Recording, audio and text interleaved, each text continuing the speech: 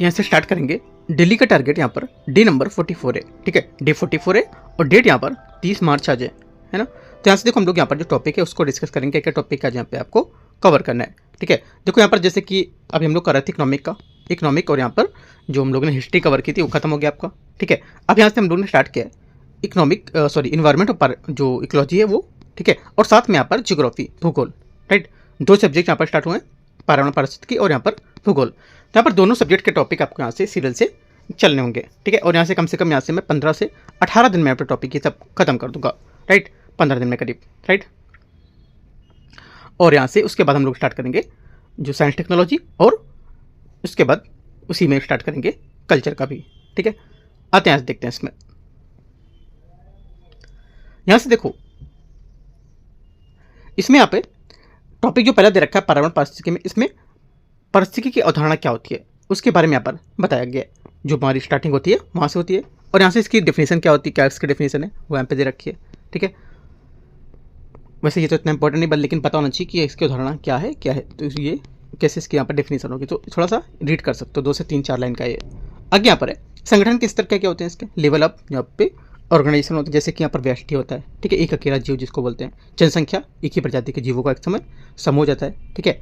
और समुदाय क्या होता है, कम्युनिटी, मतलब एक अलग अलग प्रजातियों का एक समूह होता है। अभी हम लोग यहाँ पर पढ़ेंगे सब चीज़ों को, तो यहाँ पर की पॉइंट है प्रजाति के जनसंख्या क्या होती है, समुदाय क्या होते हैं, है ना। पारिस्थितिक तंत्र क्या होता है, जैसे कि इकोसिस्टम क्या होता है, जैविक और अजैविक घटकों का मेल, एक तरह से उसको बोलते हैं पारिस्थितिक तंत्र। हम लोग आगे जब पढ़ेंगे क्वेश्चन ना, तो पारिस्थितिक तंत्र के नाम से ही पढ़ेंगे, तो आपको यहाँ से पता होना चाहिए कि पारिस्थितिक तंत्र क्या होता है, जैविक और अजैविक घटकों का मेल होता है वो। बायोम क्या होता है, बड़े भौगोलिक क्षेत्र जैसे कि रेगिस्तान, जंगल, इसको बायोम बोलते हैं, ठीक है।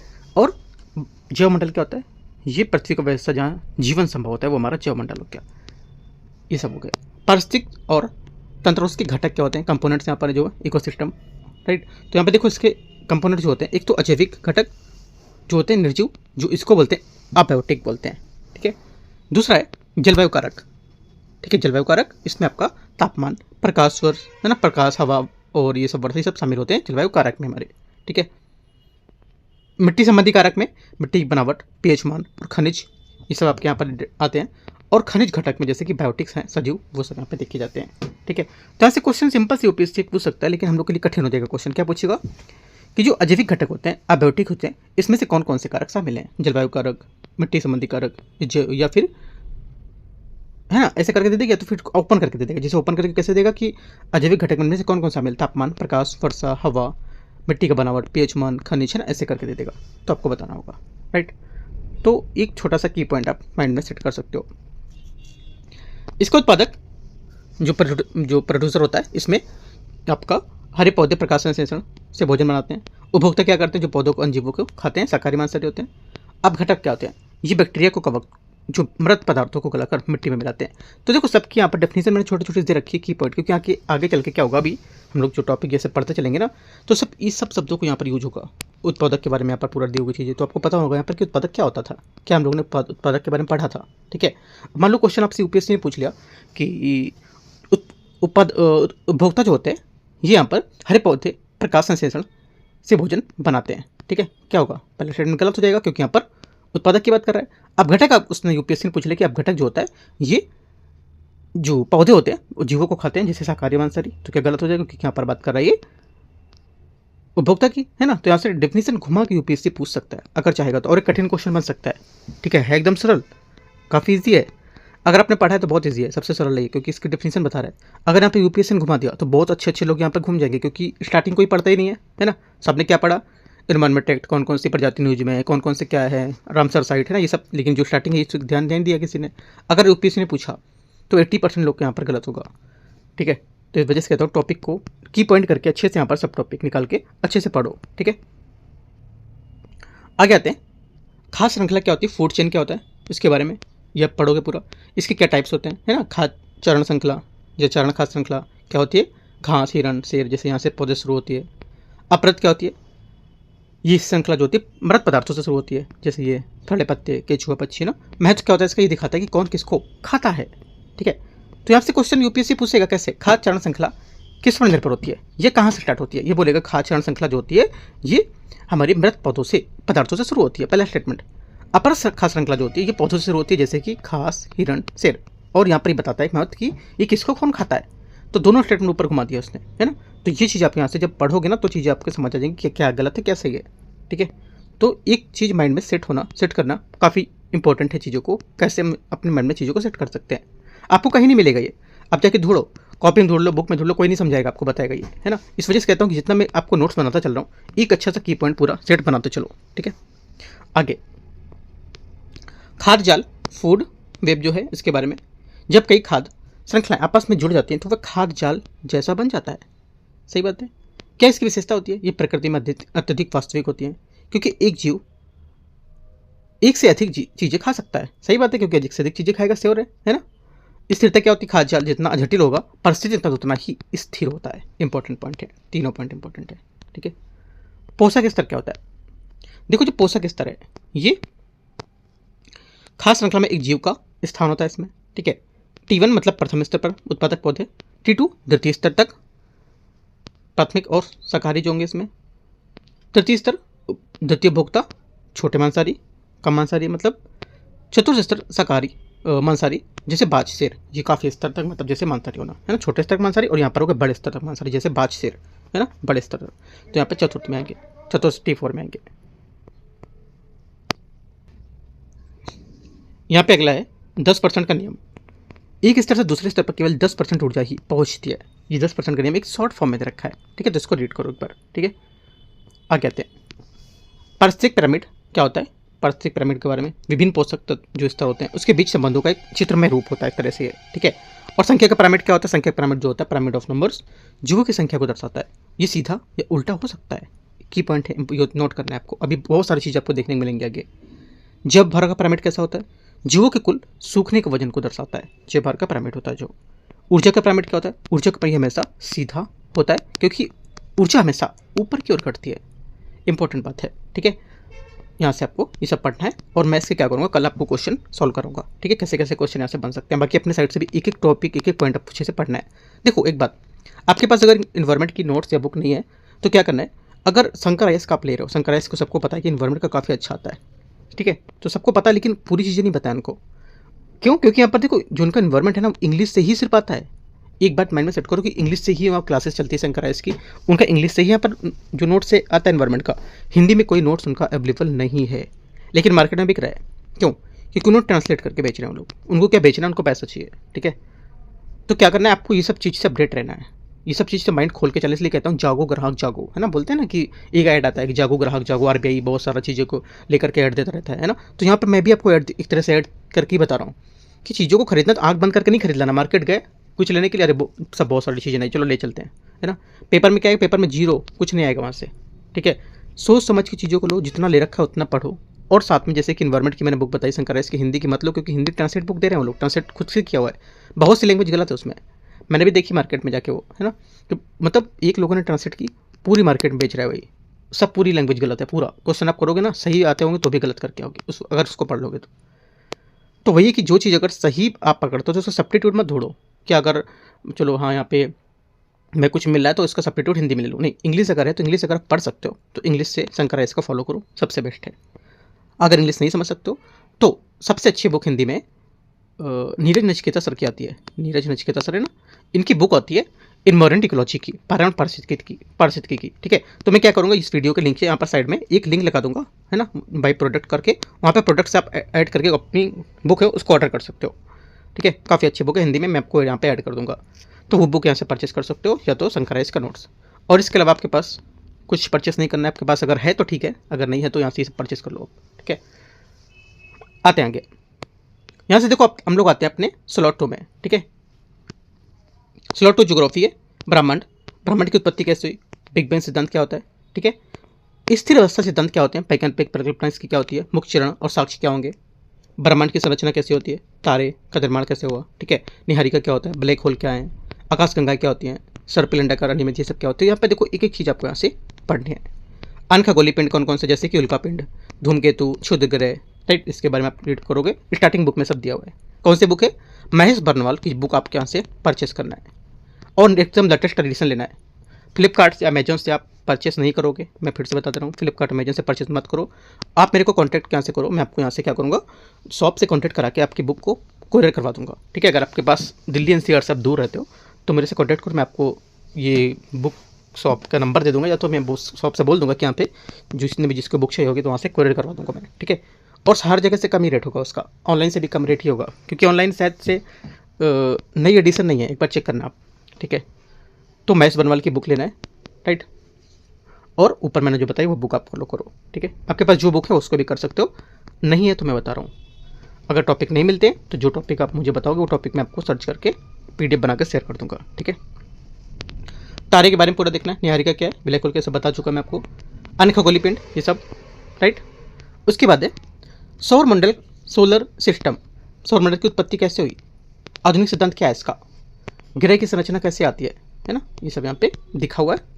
की पॉइंट उठा के आपको यहाँ से आगे बढ़ते जाना, जैसे वायुमंडल है, ठीक है, उपग्रह की संख्या है, घूर्णन क्या होता है, परिक्रमण क्या होता है, परिक्रमण काल क्या होते हैं, ठीक है, इनकी विशेषताएं क्या होती हैं, और जोवियन जो ग्रह उनके बीच के अंतर होता है, बाहरी और जोवियन जो गैसीय ग्रह हैं उनके बीच क्या डिफरेंस होता है, ये आपको रीड करना है। ठीक है, ओके।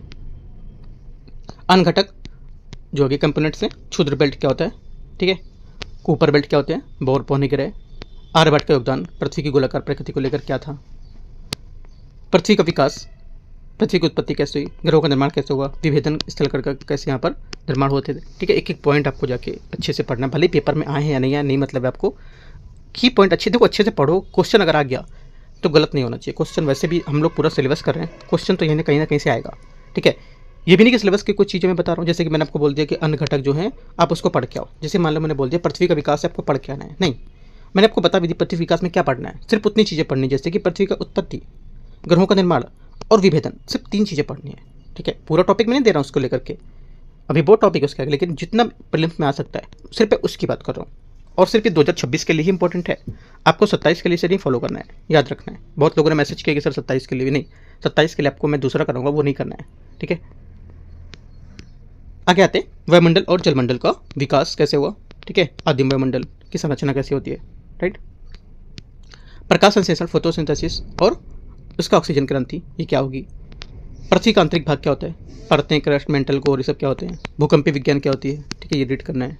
तो इतने आपको ज्योग्राफी के टॉपिक रीड करने हैं और एनवायरमेंट के टॉपिक इतने पढ़ने हैं आपको। स्लॉट 3 में मैपिंग है, जैसे कि हम लोग रोज करते हैं मैप, और यहाँ पर कुछ जगह जो न्यूज़ में होती है वो सब, ठीक है, साथ में MCQs, ये जॉर्डन है, जॉर्डन आपको पढ़ना है, कहाँ कौन सी इसकी बाउंड्री कौन कौन सी लगती है, ठीक है, क्या क्या इसकी खास बातें हैं, क्या इसकी कैपिटल, क्या पड़ोसी देश हैं, भौगोलिक सीमा में क्या क्या इसकी चीज़ें इंपॉर्टेंट है, जैसे कि पूर्वी मरुस्थली, ठीक है, उच्च भूमिकरण, जॉर्डन घाटी जो है वो क्या इसका सिग्निफिकेंस हो सकता है। ठीक है, तो ये सब टॉपिक दे रखे हैं।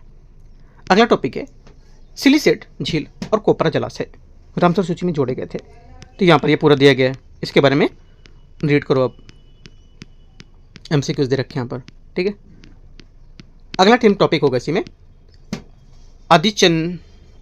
आदिचनलूर ऐतिहासिक स्थल दे रखा है, ये आपको पढ़ना है। ठीक है, उसके बाद हम लोग स्टार्ट करेंगे यहाँ से, अच्छा, चौथा भी टॉपिक है जापान सागर, सी ऑफ जापान, इसको भी रीड करो पूरा। ठीक है, मैंने देखो पूरा निकाल के टॉपिक फ्रंट करके एक एक चीज़ को बनाकर दे दिया, क्योंकि आपको कहीं जाना ना पड़े, ये नहीं किया मैंने कि सी ऑफ जापान दे दिया आप जाके थोड़ा पढ़ो, नहीं, सब एक एक मैंने पॉइंट निकाल के जो इंपॉर्टेंट हो सकते हैं एग्जाम के लिए वो सब यहाँ से करके आपको दे दिए, साथ में MCQs भी हैं। ठीक है, तो इनको यहाँ से कवर करो, और यहाँ से अगला स्लॉट स्टार्ट करते हैं 4th करंट अफेयर्स में। करंट अफेयर्स यहाँ पर 3 टॉपिक हैं, भारत में जनसंख्या का असमान वितरण को लेकर के न्यूज़ में थी है चीज़ें, जिसको चीज़ें पढ़ो, यहाँ पे जो ज्योग्राफी है ना उससे रिलेटेड टॉपिक है, ये करंट का है पूरा, तो ये पढ़ोगे, राइट। MCQs यहाँ पर 3 दे रखे हैं। अगला टॉपिक यहाँ से सड़क दुर्घटना पीड़ितों के लिए कैशलेस उपचार योजना, ये यहाँ पर है, राइट, इसको आप देखोगे, इसके MCQs हैं। और इसके बाद तीसरा टॉपिक इसी में है, इनके सबके आंसर भी दे रखे हैं मैंने, ठीक है, आंसर अपना चेक कर सकते हो आप, पहले आपको टेस्ट देना है, टेस्ट टाइप से सॉल्व करना है, बाद में आंसर देखना है अपना। ठीक है, टॉपिक 3 है UPI क्रांति को लेकर के, काफ़ी UPI बहुत ज़्यादा न्यूज़ में इस बार है ना, UPI और जो 5G तकनीकी है ना, 5G 6G और किस पर कैसे, इस पर UPSC क्वेश्चन एक तो बनाएगा, ऐसा मतलब फील होता है कि क्वेश्चन यहाँ से फ्रेम करेगा। ठीक है, और काफ़ी गहराई से क्वेश्चन फ्रेम करेगा, क्योंकि हम लोग को देखो जो टॉपिक हमको पता होता है ना कि UPSC दे सकता है, वो ऐसा टॉपिक देगा ना कि आप ढूंढते रह जाओगे और क्वेश्चन लास्ट में गलती करके आओगे, क्यों, क्योंकि इतना डीप पूछ लेता है वो चीज़ें कि हम लोग के माइंड से बाहर हो जाती है वो, है ना। तो इस वजह से कहता हूँ जितना भी अगर पूछता है तो मैंने एक एक पॉइंट यहाँ पे डीपली जाके बना दिए, कहाँ से पूछेगा, इतना आप कवर कर लोगे, अगर UPI के बारे में आएगा चीज़ें तो आप गलत नहीं करके आओगे। ठीक है, तो याद रखना है। देखो जितने मैं करंट अफेयर्स कराते चलता हूँ आपको वो 3 4 4 5 5 टॉपिक 6 टॉपिक आपको रीड करते रहना रोज का रोज, ठीक है, सेट करते रहना माइंड में। क्वेश्चन आपको 100 आएंगे, यानी कि आपको कम से कम क्वेश्चन करंट अफेयर से 200 आ रहे हैं, है ना, ऐसा तो नहीं है।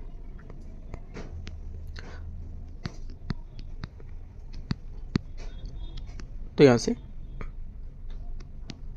ये सब रीड करना है, ठीक है। यूपीआई की जो सफलता के पीछे कुछ कारण थे, है ना, ये देखो माइंड में एक चीज़ों को हम लोग जो पेपर सॉल्व करते हैं ना, एक चीज़ माइंड में सेट कर रखा करो कि आप जो पेपर देने जा रहे हो ना यूपीएससी का, है ना, हम लोग भी देंगे, मैं भी देंगे, तो यहाँ से जो 100 क्वेश्चन होंगे, 100 क्वेश्चन होते हैं, तो उसके अकॉर्डिंग ही हमको करंट अफेयर्स पढ़नी होती है। लोग पता है क्या क्या कर रहे हैं, मंथली करंट अफेयर्स विजन की जो है पूरी फॉलो कर रहे हैं अभी। भाई वो सब नहीं फॉलो करना, विजन इसलिए पीटी 365 निकालता है कि तुम उस पर ध्यान दो, लेकिन अभी भी लोग क्या है उसी मैगजीन पे ही जुटे हुए हैं। मैं बहुत लोगों को बोल भी चुका हूँ कि उस मैगजीन अभी के लिए इंपॉर्टेंट नहीं है, वो प्रीलिम्स और मेंस दोनों के लिए होती है, ठीक है। उसके जो टॉपिक छांट करके ही पीटी 365 निकाले जाते हैं, लेकिन जबरदस्ती लोग पढ़े जा रहे हैं। क्वेश्चन कितना आना है, 40 से मैक्सिमम 40 बोल रहा हूँ, मैक्सिमम 40% क्वेश्चन आएगा यूपीएससी में, ठीक है। 40% क्वेश्चन के लिए आप पूरी इतनी मैगजीन पूरी साल भर की पढ़ोगे, अभी जो टाइम नहीं है वो तब चलो पहले पढ़ी थी, ठीक है। अभी जब टाइम नहीं तो इसके बाद जो चीज़ें आ सकती हैं सिर्फ उतनी पढ़ो, सिलेक्टेड चीज़ें पढ़ो। वो मैं सिलेक्टेड करंट अफेयर्स ही आपको 3 4 टॉपिक रोज दे रहा हूँ। मान लो 3 टॉपिक अगर रोज देता हूँ तो एक महीने में कितने हो गए, 60 से 70 टॉपिक मान लो, 90 होते हैं वैसे, 1 2 दिन कभी मिस हो जाता है, तो 60 से 70 80 टॉपिक आप मान लो। 80 टॉपिक एक महीने में बहुत होते हैं, और यूपीएससी 85 क्वेश्चन पूछता है, और हम लोग इतने सिलेक्टिव टॉपिक लेके आते हैं जो यूपीएससी पूछ सकता है। फालतू के टॉपिक नहीं, मैं हटा देता हूँ फालतू के टॉपिक को, ठीक है। तो याद रखना है कि मैं जितने कराता चल रहा हूँ उतने ही टॉपिक आपको बहुत अच्छे से करते चलना, जितने अभी तक कराते आ रहा हूँ, करा भी चुका हूँ, वो सब भी आपको सही से करना है, ठीक है। और यहाँ से ये सब करना है। देखो यहाँ पर मेरा जो अभी 2-3 दिन पहले एक्सीडेंट हो गया था, उसकी वजह से मैं थोड़ा सा जो टॉपिक थे उसमें नहीं फ्रेम कर पा रहा था, है ना, काफ़ी दर्द की वजह से, और चलने में भी प्रॉब्लम थी, अभी भी है, लेकिन ठीक है। तो मैं क्या करता हूँ, ज़रा 1-2 दिन मैंने मिस किया था, ठीक है, और उधर टारगेट को भी थोड़ा सा इधर उधर हो गया था कि इसमें करंट नहीं ऐड कर पाया था, है ना। अभी सिस्टम से फिर से मैं स्टार्ट कर रहा हूँ, बराबर से आ गया है ना। तो यहाँ से आपका कुछ भी मिस्टेक या कुछ भी यहाँ पर जो छूटेगा नहीं चीज़ें, ठीक है, ध्यान रखना है। तो यहाँ से देखो क्वेश्चन आप सॉल्व करो, और बाकी कुछ डाउट रहेगा आप यहाँ से कमेंट में पूछ सकते हो, ठीक है। एक चीज़ों को अच्छे से फॉलो करना है, ठीक है। देखो आप सभी के लिए हम कम से कम ये टारगेट को ढूंढने में, बनाने में 2 से 2.5 घंटे लगते हैं चीज़ों को, उसके बाद कहीं जाके आप पर टॉपिक पॉइंट निकलते हैं, ठीक है। तो चीज़ों को बहुत अच्छे से फॉलो करो, कहीं आपको बाहर मार्केट में नहीं मिलेगा सब चीज़ें कि आपको लिखा हुआ बनावट। मैं इसलिए कहता हूँ पॉइंट बनाओ और सब अच्छा सा एक नोट्स फ्रेम तैयार करो, जैसे कि ज्योग्राफी एनवायरमेंट है, आप जुड़े हो आज, ठीक है। ज्योग्राफी एनवायरमेंट से पूरा एक अच्छा सा एक A4 पेपर लो, ठीक है, डेली का डेली, और उसमें स्टेपल करो, जब कॉपी ले लो छोटी सी, करीब डायरी टाइप में ले लो, उसको लेकर के अपना नोट्स पूरा बना सकते हो। एक पूरा सिलेबस टाइप में आपका लिख जाएगा। जो आप रिवीजन करोगे ना, तो आप एक बार ऊपर से बाहर से हाईलाइट मारोगे, देखोगे तो आप देखोगे हाँ मैंने सब टॉपिक पढ़े हैं, ये नहीं पढ़े हैं, तो उनको आप अच्छे से रिवीजन कर पाओगे। एक सोर्स हो जाएगा रिवीजन करने का अच्छा तरीका, है ना। बाकी आपको जैसा ठीक लगता है वैसा कर सकते हो, ठीक है। हम अपने साइड से आपको पूरी मेहनत करेंगे, आप भी मेहनत करो, ज़्यादा अच्छा रहेगा। क्यों, यूपीएससी प्रीलिम्स अगर निकालना है रियल में तो, ठीक है।